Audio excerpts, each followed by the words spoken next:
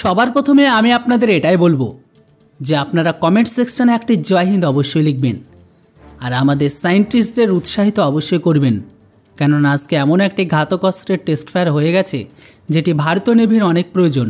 না শুধু এটা ভারতীয় নেভির, বরং যারা চীনের দাদাগিরিতে বিরক্ত হয়ে গেছে তাদের কাছে সেই অস্ত্রটা বরদানের থেকে কোনো অংশে কম নয়।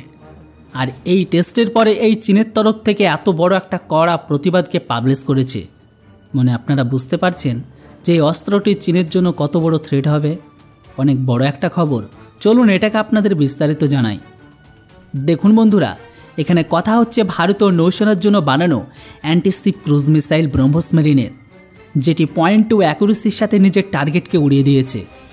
তো বন্ধুরা, টার্গেট কী ছিল? প্রথমে আপনারা এই ছবিটিকে দেখুন। আপনারা স্ক্রিনে যে ছবিটিকে দেখছেন এটাই ছিল ব্রহ্মোস মেরিনের টার্গেট, যেটি বর্তমান সময়ে 2 টুকরো হয়ে গেছে। বন্ধুরা, এই জাহাজটা বর্তমান সময়ে ভারতের নৌবাহিনীর একটি পুরনো জাহাজ, যেটিকে এর কাজ পূরণ হবার পরে এটিকে রিটায়ারমেন্ট করা হয়েছিল। যখনই নেভির কোনো অ্যাসেট কাজ হয়ে যাবার পরে রিটায়ার করে, তখন সেটা এটাকে অ্যাজ এ ডামি টার্গেট হিসাবে পরীক্ষায় ব্যবহার করে। তো এই জাহাজটিকেও ভারত পরীক্ষার ডামি হিসাবে ব্যবহার করছিল, যেটিকে মাত্র 4 সেকেন্ডে ব্রহ্মোস মেরিন 2 টুকরো করে দেয়। এই পুরো পরীক্ষাটি বেঙ্গলের খাড়িতে করা হয়েছিল, যেখানে ডিআরডিও তারা তাদের মিসাইলের পরীক্ষা করে।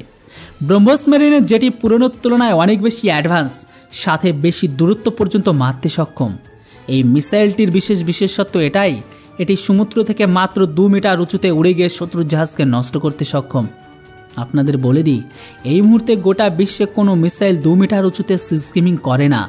তার উপর আবার ম্যাক 4 স্পিডে ট্রাভেল করে শত্রুর র্যাডারকে ফাঁকি দিয়ে নিজের টার্গেটকে ধ্বংস করা, এটা সব মিসাইলের পক্ষে একদমই সম্ভব নয়। আপনাদের জানার জন্য এটাও বলে দিই, অনেক মিসাইল টার্গেটের কাছে গিয়ে তার স্পিডকে কম করে যেন টার্গেট মিস না হয়ে যায়, কিন্তু এটির ফলে এটিকে শত্রুর দ্বারা ইন্টারসেপ্ট করে অনেক সহজে ধ্বংস করা যায়। তো সেখানে যদি আমরা ব্রহ্মোসের কথা বলি, তাহলে ব্রহ্মোসই গোটা বিশ্বের একমাত্র মিসাইল, মানে লাস্ট পর্যন্ত এটি হিট না করা পর্যন্ত স্পিডকে কখনো থামায় না বা কমায় না। লঞ্চ হবার পরে ব্রহ্মোস মিসাইল যে স্পিডকে গ্রহণ করে, সেই স্পিড ধরে রাখার জন্য ব্রহ্মোস তার লক্ষ্যকে পূরণ করে। কারণ ব্রহ্মোসকে যখন কোনো টার্গেট লক করা হয়, তখন ভগবানও ওদেরকে বাঁচাতে পারে না, কেননা তাদের কাছে কাউন্টার রিপ্লাই করার জন্য সময়ই থাকে না।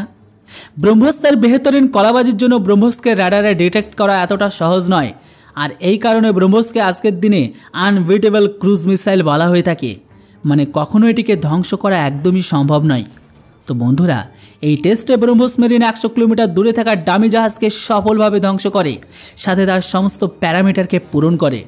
বলা হচ্ছে ব্রহ্মোস মেরিনের রেঞ্জ 800 থেকে 900 কিলোমিটারের মধ্যে হবে, যেটি নেভির তরফ থেকে কনফার্ম। তো এই মহা পরীক্ষার জন্য একটি জয় হিন্দ অবশ্যই লিখুন। আর হ্যাঁ, ভিডিও ভালো লাগলে অবশ্যই ভিডিওটিতে লাইক করে চ্যানেলটিতে নতুন হলে সাবস্ক্রাইব করুন। Thanks for watching. জয় হিন্দ, বন্দে মাতরম।